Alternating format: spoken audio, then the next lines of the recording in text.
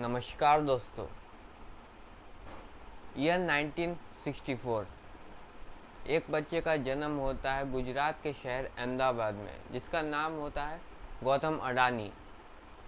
उसे बचपन से ही बिजनेस में बहुत लगाव होता है और वो हमेशा बिजनेस के बारे में ही सोचा करता था। वो पढ़ाई में बहुत तेज था, पर फाइनेंशियल स्टेबिलिटी ना होने के कारण उसे अपनी पढ़ाई छोड़नी पड़ती है और 19 साल की एज में उसे मुंबई जाना पड़ता है 500 रुपये के साथ।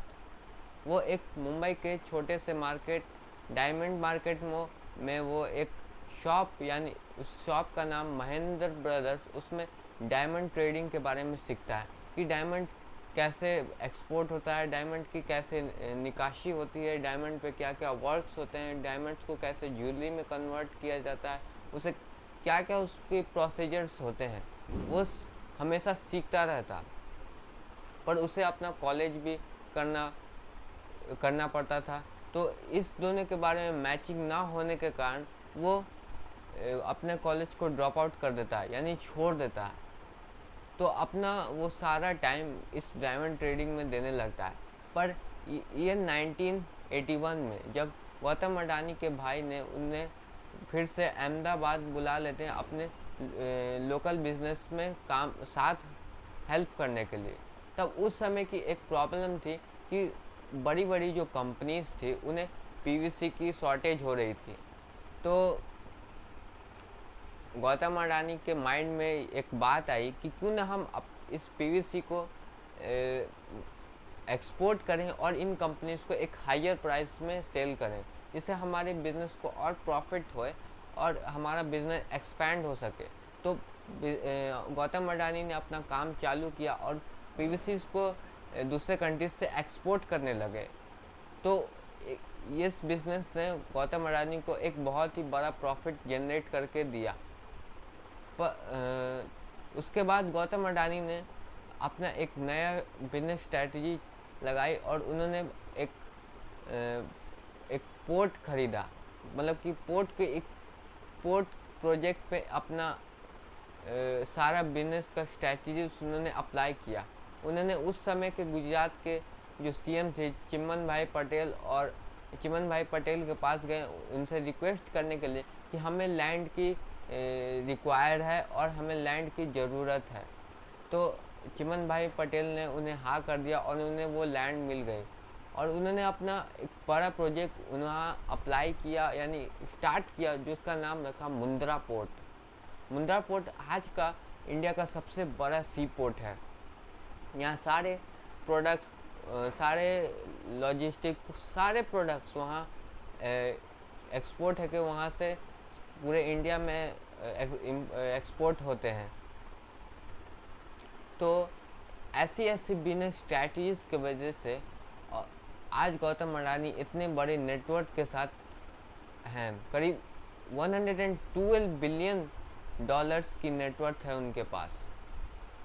ऐसे और भी बिजनेस जैसे ट्राई किए गौतम अडानी ने इंडस्ट्रियल बिजनेस को भी बढ़ावा दिया, अपने बहुत सारे इंडस्ट्रीज़ को इस्टेब्लिश किया गुजरात में और बहुत सारे पार्ट्स इंडिया में।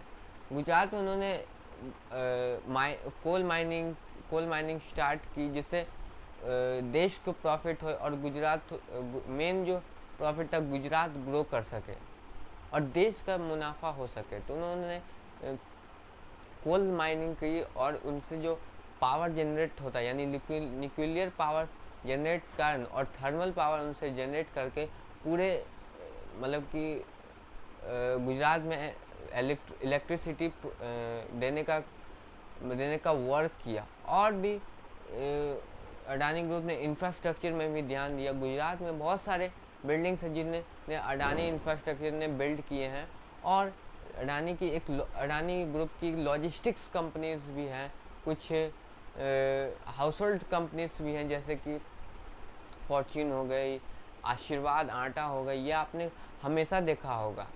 और भी बहुत सारी कंपनीज है अडानी ग्रुप की। जो मेन सबसे बड़ा जो अडानी का प्रॉफिटेबल बिजनेस जो अडानी ग्रुप को बनाता है वो है अडानी ग्रुप का पोर्ट अडानी ग्रुप का इंडस्ट्रियल, अडानी ग्रुप का इंफ्रास्ट्रक्चर, अडानी ग्रुप का पावर्स, अडानी ग्रुप का कोल माइंस, ये उनको बहुत ज़्यादा प्रॉफिटेबिलिटी बनाते हैं। ये सब बिजनेस स्ट्रैटेजीज होने के कारण आज अडानी ग्रुप इतनी बड़ी कंपनी बन पाई है हमारे देश भारत की। और इसमें अडानी ग्रुप का बहुत, हमारी इकॉनमी में अडानी ग्रुप का बहुत साथ है, जिससे आज हमारी इकॉनमी फिफ्थ लार्जेस्ट इकॉनमी है, फिफ्थ लार्जेस्ट इकॉनमी है। इसमें बहुत बड़ा सहयोग है अडानी ग्रुप का। और भी बहुत सारी कंपनीज है, जैसे कि सबसे बड़ा हाथ है हमारे टाटा ग्रुप का, जो करीब 112 बिलियन करीब डोनेट कर चुकी है, यानी ट्रस्ट में। तो अडानी ग्रुप ऐसी डेवलपमेंट और इनोवेशंस के कारण आज इतनी बड़ी कंपनी बन पाई है। और उन्होंने बहुत सारी बिजनेस को ट्राई किया, और उन्होंने हमेशा सोचा है किसी भी बिजनेस को प्रॉफिटेबल करने के लिए, उससे देश के फ़ायदा में लगाने के लिए, देश में ग्रोथ के लिए, देश के युवाओं के ग्रोथ के लिए उन्होंने इलेक्ट्रिकल प्रोड्यूस किया, सोलर प्लेट्स बिछाए, कोल माइनिंग्स किया। उन्होंने बहुत सारी कोल माइंस बहुत अलग अलग कंट्रीज़ में लेके रखी, जैसे ऑस्ट्रेलिया में उन्होंने एक कोल माइंस लेके रखी है। उन्होंने और बहुत सारे अफ्रीकन कंट्रीज है, उन्होंने उसमें कोल माइंस लेके रखी है। ऑस्ट्रेलिया में करीब बहुत सारे कोल माइंस है, यूरोप में बहुत सारे उनके कोल माइंस हैं, और बहुत बड़े बड़े कोल माइंस उन्होंने खोल कर रखे हैं। और उन्होंने अपना जो पुराना बिजनेस था, यानी पीवीसी बिजनेस, उन्होंने अपना उसे हमेशा प्रॉफिटेबली बना, और आज भी उस बिज़नेस को प्रॉफिटेबल बना रहे हैं। उसे छोटे से आज इतना बड़ा बना दिया। यह है गौतम अडानी की खासियत। गौतम अडानी हमेशा इनोवेशन और डेवलपमेंट की बात करते हैं, और बिजनेस के स्ट्रैटेजीज़ और उनके स्किल सेट, उनके डेवलपमेंट्स के बारे में सोचते हैं। और हमें उनसे यही सीखना चाहिए कि हमेशा हार्डवर्क करना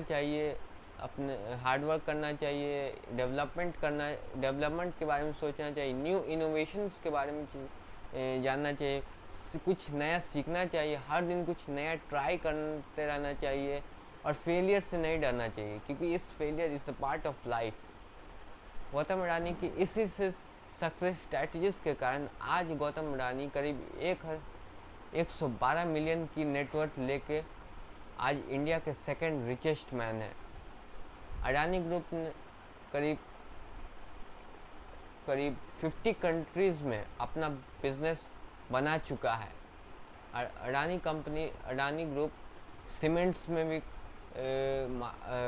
प्रोडक्ट बनाता है, इंफ्रास्ट्रक्चर भी करता है, ऑयल्स में भी करता है, और इलेक्ट्रिसिटी में भी करता है, और बहुत सारे ऐसे बड़े बड़े इंडस्ट्रीज़ है जिसमें अडानी ग्रुप का योगदान है। और गौतम अडानी से बहुत सारे बड़े बड़े पॉलिटिशियन उनसे मिलने आते हैं, यानी यूके के जो प्राइम मिनिस्टर उनसे भी मिलने आए, और फ्रांस के प्राइम मिनिस्टर उनसे मिलने आए।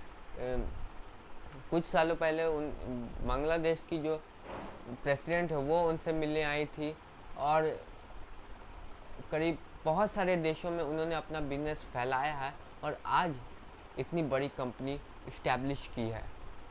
तो आज के इस वीडियो में इतना ही। फिर से मिलेंगे ऐसी एक नॉलेजेबल वीडियो के लिए। तब तक के लिए गुड बाय।